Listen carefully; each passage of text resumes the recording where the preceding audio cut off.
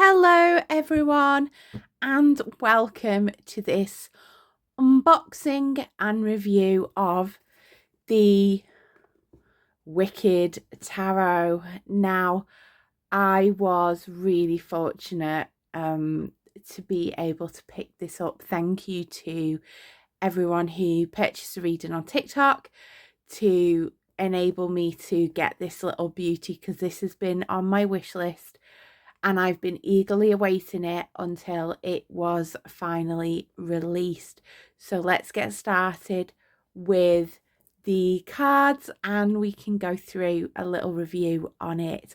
Don't forget, if you like these videos, please like, comment, subscribe, because it really does help me and my channel, and I love sharing my decks with you. So without further ado, we will get started. Firstly, let's go on to the box. Now, this box is absolutely fantastic, so tactile, because you can feel where they've put like gloss spotting on it. It's really good quality, and I love how the Wicked, I don't know whether you can see it, but I love how like they've glossed and raised the Wicked sign. We've got the gold embossing, and it just feels very tactile. You want to kind of, you know, get your hands on it and use it. So it's a two-part box. This is from Insight Editions, and it was created by Casey Gilly and it was illustrated by Cynthia Alvarez. Yeah, so it's a two-part box and it's got a little handy thing. It is really sturdy, like it's a really sturdy box. So there. Guidebook, we've got a guidebook here.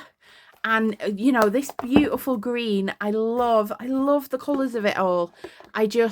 Green is one of my favourite colours, and I just love, you know, the green and pink touches and then breaking it up with the blue and everything. It's just fantastic. Let's get on to the guidebook first before we delve into the cards.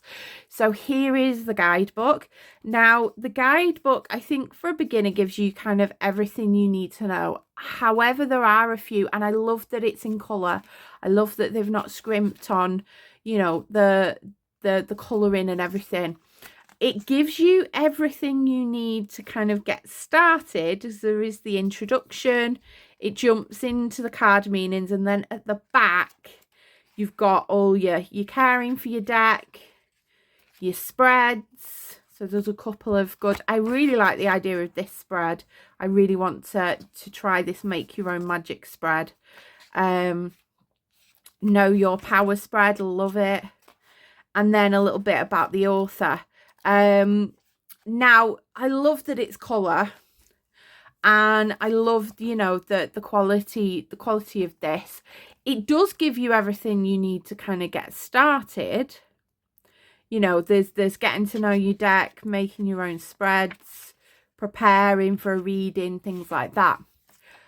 However, for somebody who might be picking up tarot for the first time and buying this deck because it is, you know, a beloved film, I definitely, you know, if I wasn't into tarot now, I would have probably gone, oh, a tarot deck based on Wicked, I would love to buy that. I think the guidebook is a little bit lacking.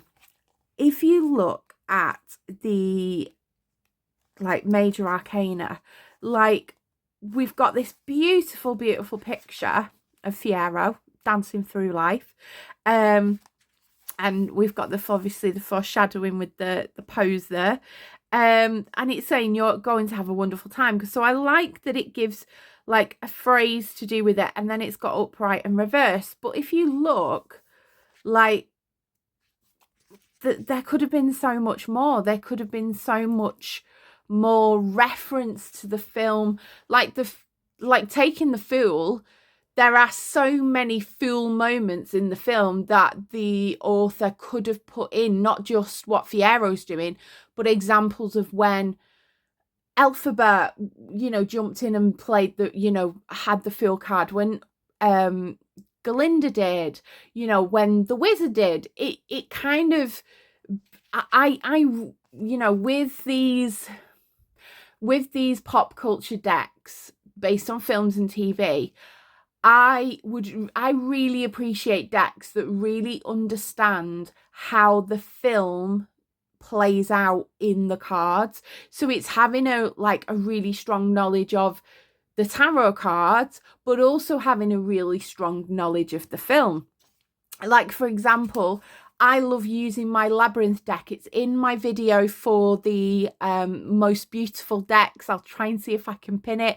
And what I love doing when I read with that deck is using examples from the film, and my intuition will bring up examples from the film linked in with the cards. So it's really easy to kind of put it into context. If you're a beginner, I feel a bit, I don't know how I'd feel about just getting a little paragraph like that, and it does kind of go through the majority of it. Like, yeah, we've got the lovers there, but it's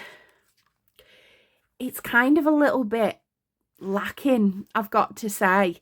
The cards are absolutely stunning and amazing, but I appreciate a good guidebook. I appreciate a good guidebook that really kind of goes into detail. And I know that, you know, they're making cards for people that might be already reading and know the cards and know it really well and might not need the guidebook. But if you're a beginner and you love Wicked and you pick up this deck, you're not getting the full, you're not getting the full experience here. I do like that they give reversed, although I would prefer a more detailed description just on the card in general and what the symbolism means and what everything means in the card and what they've put in the card. So I've got to say, there are guidebooks that are much better in terms of explaining and their explanations to things. One example being the Tarot of the Abyss. I always talk about that deck, but the guidebook is just absolutely, and it's the same size as this. It's the same size as this, and it just fills, you know, two pages, and it fills it with content and explanation. And I would just kind of prefer that. As somebody, you know, I know Wicked really, really well, being it's my favorite musical. I've seen it twice on stage. I've, you know, seen the film, everything like that. Love it. But when looking through the cards, there are some times when I'm kind of a bit like, oh, why did they choose that? Why did they make that decision to have that card or have that person in that card and that moment? And I would just like a little bit more explanation, because and that'll get onto the cards in a minute, and I don't want to be negative about this. This is a beautiful deck. This makes tarot accessible. People will want to pick up this deck purely because it's Wicked. People will, you know, hopefully it will encourage and entice people to start reading tarot just from this deck. And that's why I personally, I do feel like these pop culture decks do have a place in the tarot community because it gets people into tarot. However, if you're a beginner, and you were getting this deck, I would suggest getting another book to go with it. And then that feels a bit like, well, I'm spending more money. Getting something like a tarot Bible, or an example of a really good book is Introduction to Tarot by Susan Levitt. So that's a really good one. The Tarot Bible by Sarah, I think it's Sarah Bartlett. That's a really good one for a kind of general overview of the cards and giving a bit more kind of help when you're reading. I just like my guidebooks to have a bit more, and maybe that's me being ranty, but I do love this deck. I am going to use this deck. But the fact that some of the cards I've kind of thought, oh, that's a bit of an odd choice as to why they've chosen that person, I would love an explanation in the guidebook in order to kind of make it logical, like I'm a very, very logical person. I'm neurodivergent, and I need to know the logic behind something before kind of fully invest in it. I understand Fiyero as the fool, completely get it, but also you could say that Elphaba is the fool, you could say Glinda has been the fool, you could term that to everyone, but there are some cards where I'm a bit like confused with in terms of their choices, and I'm going to get onto that. So the cards, they are absolutely stunning. Like you can see, let's focus on Fiyero because we love Fiyero. It's embossed, it's got the gold foiling, it's very, very clear to read. I struggle sometimes with the text on there because my eyesight, and it's really, really clear. You've got these beautiful backs. I love this. I'd love to make something like this in kind of a crochet or knitted, well, I can't knit, but a crocheted kind of pattern or something like that. It's beautiful. So the cards are good. They really hold up. They do snap back, and they are good quality. They're not too thick. Just waiting for that to... They're not too thick. They're not too thin. They shuffle quite well. I imagine I am going to get into a shuffle in a bit. So yeah, so they are really, good quality card stock. Now let's get through to, because it's been 10 minutes of me talking about the guidebook, let's get through to the walkthrough. So we've got Fiyero as our fool, foreshadowing in the film. If you know, you know. Then we've got our magician, of course, Elphie. I love that. And we've got her as the high priestess. Both masculine and feminine aspects of the same person. And that's really good because it can, communicate that sometimes you need to step into that masculine energy of the magician and go and lead. And then sometimes you need to sit in the feminine energy of the high priestess. Now we're coming to the one that I feel a bit. I don't understand why they put Nessa Rose as the Empress. And I'm going to caveat that by saying I don't know who else could have been put as the Empress. I mean, possibly Madame Morrible, but again, it's a bit... I would love to debate about this in the comments, and I can see why. Let's actually read what it says in the guidebook. So, it came up to the... So it said, the Empress is a card of creation. Like Nessa Rose, you might find yourself in an incredible new place. So they're going from she's new at the school, and that's the reason why, like, Elphie's there and everything. But before you become too dazzled and rejoice, take a moment to be grateful for everything you have. Let abundances of your life inspire you to create, connect with others, and better yourself. But that is not taking into account the second act of the story. And I've talked to other friends about this that know the play and the film as well, that they don't see it as well. Like, I mean, you could say she created the tulip fields, and the Munchkins are the ones that grow all the tulips and everything, and she's the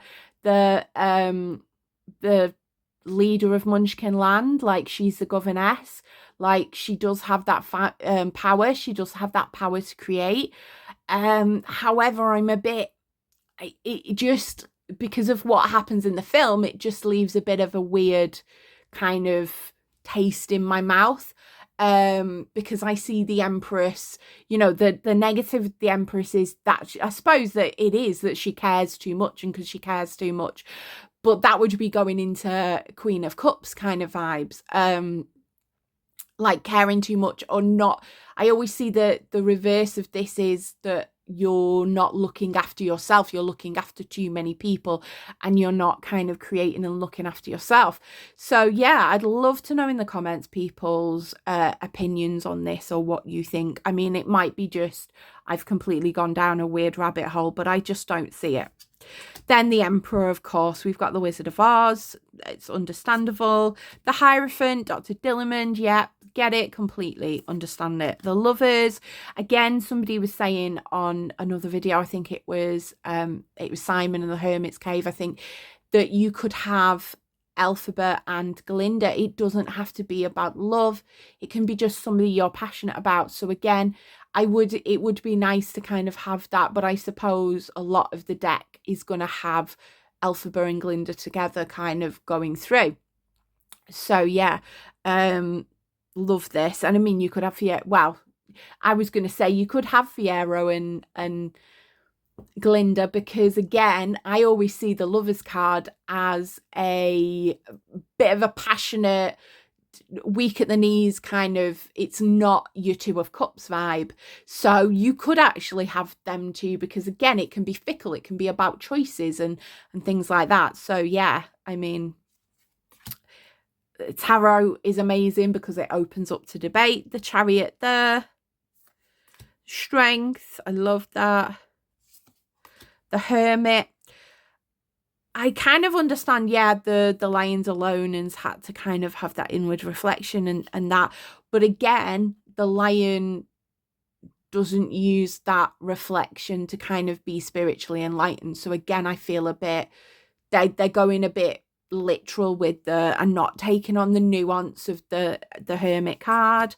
Wheel of Fortune, love it. I love that imagery. I love it, gives me hamster wheel vibes. I always say hamster wheel with the Wheel of Fortune, because you can't kind of control the hamster wheel of life. Justice, yeah, I get that. I understand that. The Hanged one, this one's got me a bit confused, so I will need to have a look at the guidebook. But yeah, it's a bit of a strange kind of put to being, maybe not to give spoilers, but there is a character that hangs around a lot, you know, maybe not having the traditional upside down and having, but then that may be really big spoilers to the movie. Death, I love this.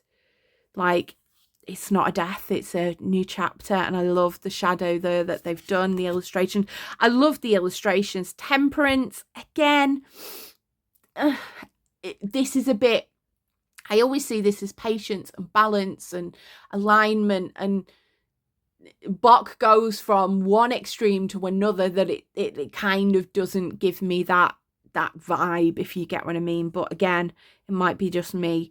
But I do love the artwork is good. I love this for the Devil. I just think this reminds me of like 1984 vibes. So I love this. I love this image. The Tower. Yeah, I mean, it would have been, I understand like kind of why they're doing this, but again, it could have been the shattered, you know, the bit of the shattered glass moment. That's the kind of Tower moment where she takes that decision and she kind of goes and stuff like that. Because the glass is kind of already shattered there. And I'm thinking this is the end of Act 1. And in the movie, I think she goes through, shatters the glass. I'm not sure. I've not watched the first movie in a while. I've watched obviously the second movie, but yeah. Correct me if I'm wrong. The Star, do love it. The Moon, I'm not quite sure on this one. Like, I'd have to kind of mull over it and again watch the film a bit more to kind of get that vibe. But obviously I know these cards well, so I'll know that the Moon is uncertain situation, not being able to know fully the truth and trusting your intuition. But I'd like kind of the to read the explanation. The Sun, I would have maybe preferred Glinda, you know. I think, again, to be picky, that would have been an amazing thing for the Sun, rather than that you know what I mean? I think that could have been swapped over. Like the star is hopeful. She starts shiz. She's starting shiz, and she's kind of got them hopes and aspirations and everything. I kind of would have seen that more as a star moment. So I think that these maybe possibly could have been swapped over. Yeah, because then she gets to the sun, and the star is about having hope, and then you move through and you move to the sun, and then the sun, you've got it. So that her bubble, she's made it, you know what I mean? So that's what kind of gives me the vibe that it could have been. And I don't want to dog this deck, and it does feel like I am, but again, I just would like the real understanding of the cards to be there, if you know what I mean. Judgment, again, can't argue with that. The world is beautiful. It is a beautiful deck, right? Okay, let's get into the rest. So the King of Yellow bricks. Bricks are materials, so bricks are pentacles. Excuse me. And again, they've switched it around, and that makes it complicated because you've got to remember which is which. So with a lot of these Insight Edition decks, they don't just do swords, wands, cups and pentacles. They change it. And again, I feel like that makes it not as beginner friendly. And you know what I mean? A beginner picking it up would be confusing. It's like, well, they're talking about yellow bricks. What is this? Right, bricks are swords. So he's King of Swords. So yeah, I completely get it. The wizard is the King of Swords, definitely. The Queen of Swords, the Knight of Swords, and then the Page of Swords makes perfect sense. And then the Ace, new idea, new start. The 2, their choices. Do they stay? Do they go? 3, I'm not quite sure on this. Again, I would have to, it's another card that I'd have to, the 3 of Swords is heartbreak and everything. I'm not quite sure where the imagery, where they've chosen this imagery. Again, it's something I'd have to kind of look in the guidebook. So from somebody who comes from knowing tarot quite well, this kind of confuses me. And yeah, I would have to read the guidebook. But again, I'm going to get frustrated because the guidebook doesn't have as much as I would like of an explanation, if you get what I mean. And I say, I don't want to sound bratty about this because I'm so privileged to have this. I love this in my collection, and I don't think I'm ever going to get rid of it. It's just that to make it really usable and really sing and really speak to me, and to want to use it with other people as well, I've got to understand the meanings behind the cards and the author's decision and things like Tarot of the Abyss. I completely understand why they've done it in that way. Although it's a pip deck, the Labyrinth deck, the mages, I completely understand why they have chosen each one. With this, I do appreciate that this is fully illustrated. So for example, my Labyrinth tarot, because this is the only other, I've got the Agatha tarot. Like, this is the Labyrinth tarot. So the Labyrinth tarot is a pip deck. So there you've got your 6 of Wands. There's no picture to tell you, so this is not beginner friendly. I do like that they've put pictures and images that you can extrapolate, knowing the film and knowing that. The same with the Agatha all along. But I think they've gone really left field with some of their choices that, again, if you're reading it intuitively, like, or kind of reading it the way I do, which is not going straight for the guidebook, it's analysing the imagery, then I'm kind of get a bit confused. So yeah, the 4 of Swords, 5 of Swords, yeah, I do get this one, because the slippers being both a blessing and a curse. The loser and the winner of the silver slippers. The six of swords, again, this is another confusing one. The 7, get that, understand that. The 8, and again, you really do need to know a lot about the film and the history to be able to kind of get the image, because this is just bricks, if you know what I mean. So whereas in like the Ride Away, and I wouldn't want to Ride Away Smith clone, but you've got the swords around and things like that, it gives you a clue. The 9, and then the 10. And again, this looks optimistic, but then you've got the poppies. You've got to know the significance of the poppies there. So you've got to have an understanding, like not just a general little overview of the film. You've got to kind of know it in terms of what each things do. The King of Cups, so flowers are cups, like tulips. The Queen of Cups, I understand that one in terms of she can be very emotionally empathetic, but also there's a flip side to it, and she can be very emotional. She does lead with her emotions. The Knight of Flowers, and then the Page of Flowers. I do like that they've got Dorothy in there. Then the Ace,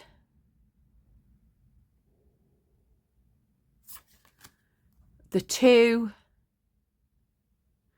the 2 of Cups. So again, that Lovers card would have been perfect for this 2 of Cups. I know that they're kind of like, you know, I don't understand why they've put them running together. I know that, you know, they are divine counterparts. That's what the 2 of Cups is all about. And I think that maybe, you know, the song that they sing together would have been a better interpretation of it. And then maybe something different for the Lovers, maybe like the beginning when they rescued the lion. That's the bit where it's like, oh, there could be some tension. Or could have been Fiero and Glinda there. Then the 3 of Cups, love this. Perfect depiction for the 3 of Cups. Then the 4 of Cups. The frustration with each other. The 5 of Cups. The 6. The 7. I love this image, but again, it's not screaming at me multiple of choices and things like that. But I suppose they've got like, is that 7 stars? 1, 2, 1, 2, 3, 4, 5, 6. No, there's more than 7 stars there, because I would have thought if there was like 7 stars there, you could kind of thingy it from there.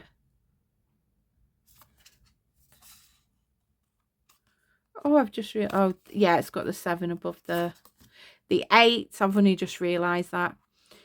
The 8 of Cups. Pretty self-explanatory image. The 9. And then the 10. The beautiful tulip fields in Munchkinland.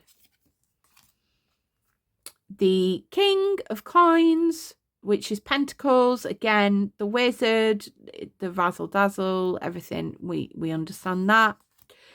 The Queen of Coins, again, very fitting for Glinda there.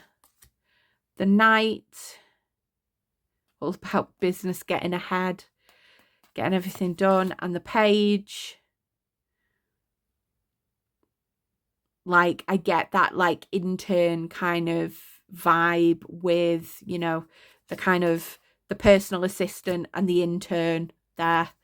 The ace,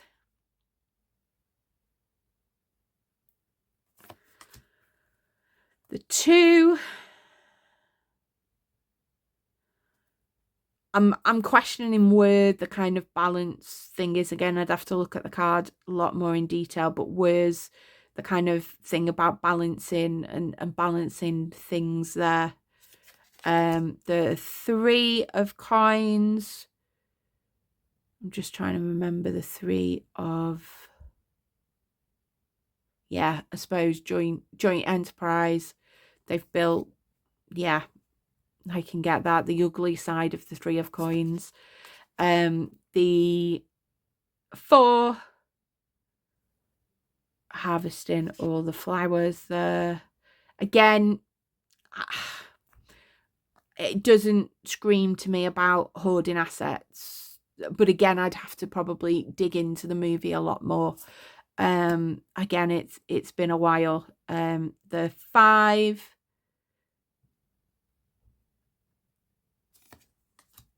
the 6, I do kind of like that bit from what seems like Popular, where they mutually help each other. The 7,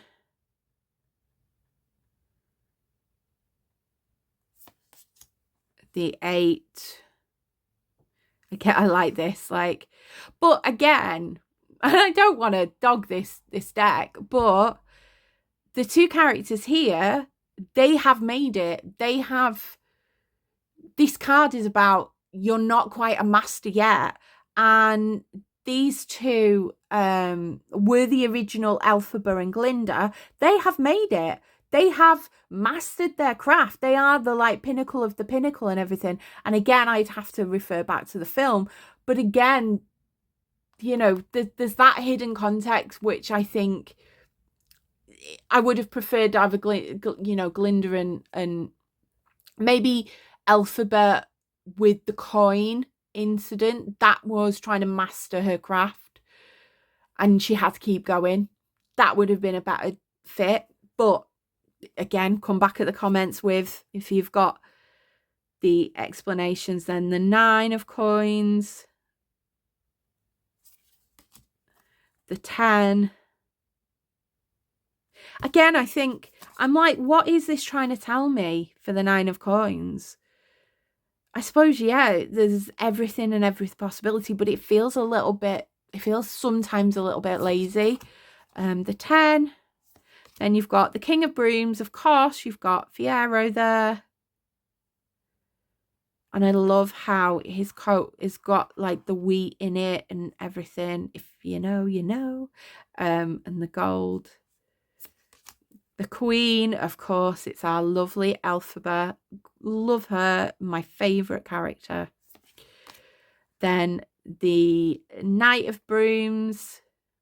Again, probably a spoiler if you haven't watched it.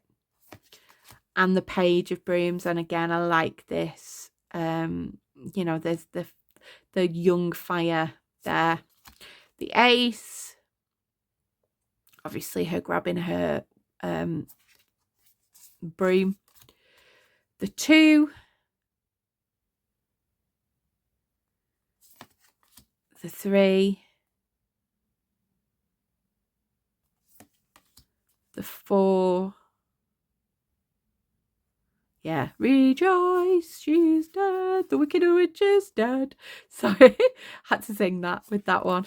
Then the 5, I love this for the 5 of brooms or wands. I mean, you can understand brooms. You can kind of understand flowers because they're cup-like. And the, you know, the yellow bricks is more of a struggle because I think bricks, I think of earth. And I think that's more pentacles. But again, then they've got coins. So I don't know. I mean, I haven't created my own tarot deck based on a film. So I would love to do that. I would love to write manifesting it.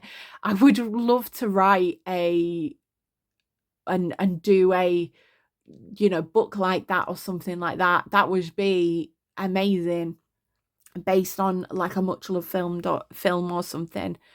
But again, it's having that mastery of both tarot and of the film, and being like knowing inside out about the film and stuff like that. Say, for example, one of my favorite films is Heathers. I love the musical as well. That would be perfect for a tarot deck, I think. But again, you'd need somebody who knew the film inside out to be able to do it justice. So the 6 of Brooms, I love that, with the, being in the spotlight. The 7, standing up, The 8, something coming in. I mean, I was going to say that might have been better for the Tower. You know what I mean? Because the house landing in Oz is more of a Tower moment than like the 8 of Brooms. But yeah, anyway. Then we've got the 9.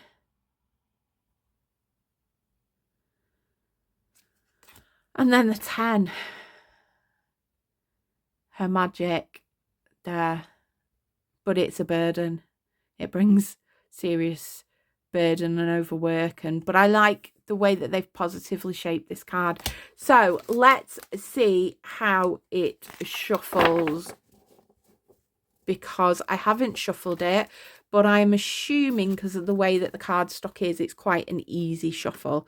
I always do butterfly shuffle because I can't do the whole, I can't riffle shuffle. I have not very strong hands, so the way I tend to do it is, it is a bit stiff. It will need a bit of like it will need a bit of shuffling to kind of break the cards in. My husband's a gamer and he absolutely curses at me when I do this to cards, because in board gaming you don't bend the cards, but in tarot it's kind of a must. I want to kind of use my cards and get my cards kind of used and stuff. So yeah, so let's see what card. Right. Ooh, the King of Wands. So let's see what the guidebook says for the King of Wands. So upright. So this has got a slightly bit more, because the card is on, well, it doesn't actually, because the card is on the same page. So it doesn't have a quote for this one. It says, the guards look to Fiyero to lead them, and similarly, you are stepping into an elevated role in some part of your life. At this stage, you have vision, charisma, and experience to confidently accept the job and then guide others to execute what you've ideated. Before you commit, be sure that you're all in, otherwise you'll find yourself falling. Then reversed, it says you need the buy-in and support of those around you to move forward. The reverse King of Brooms denote tension in the ranks. Be sure to earn the trust of others and prove that you have their best interests at heart. So interestingly, yeah. Okay, so yeah, that's from the guidebook. So yeah, this is the Wicked Tarot by Insight Editions. The author was Casey Gilly and the illustrator was Cynthia Alvarez. It is, as I said, I love, the box is fantastic. These touches of gloss, this detail. It is a beautiful box, like the flowers there. It is a fantastic, fantastic package. I just kind of wish there was a bit more attention to detail, and a bit more information. Like, again, comparing it to another deck that is similar, which is the Agatha. Just looking at the, let me look at the Agatha All Along. Yeah, like the Agatha All Along, you get much more in just the upright position than, but again, you do get slightly more, but you don't get reversed, which some people don't work with reverse. So there is more of an explanation as to why the card was chosen, and that's just a little nitpick that I would, but I definitely recommend it. I would say if you're a beginner, then, you know, be advised that you might need another book to kind of go with it to give you much more depth and detail. I might be showing, you know, that I've not watched the film in a while, with some of the questions that I've had, but it doesn't immediately jump out of me and this is the scene, this is the situation. And I suppose that's the problem with having to create 40, not 40, where's the 40 come from? Well, having to create 78 individual cards with from different points of the film, it's, yeah, it can be a challenge, but I would recommend it. I just, you know, be prepared to kind of, if you're, you know, clear with your tarot, if you know your tarot quite well, then it's going to be kind of easier for you. If you know the film really well, again, it could be easier for you as well. I just think if you're a little bit of a mix of, you know, not quite in both things, it might be a bit of a confusing.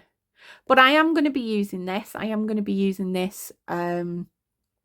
In, I think I'm going to be doing some card pulls now in the next couple of weeks using this. I've been using my winter tarot for my daily pulls, but I'm going to swap it out for this and see how it reads.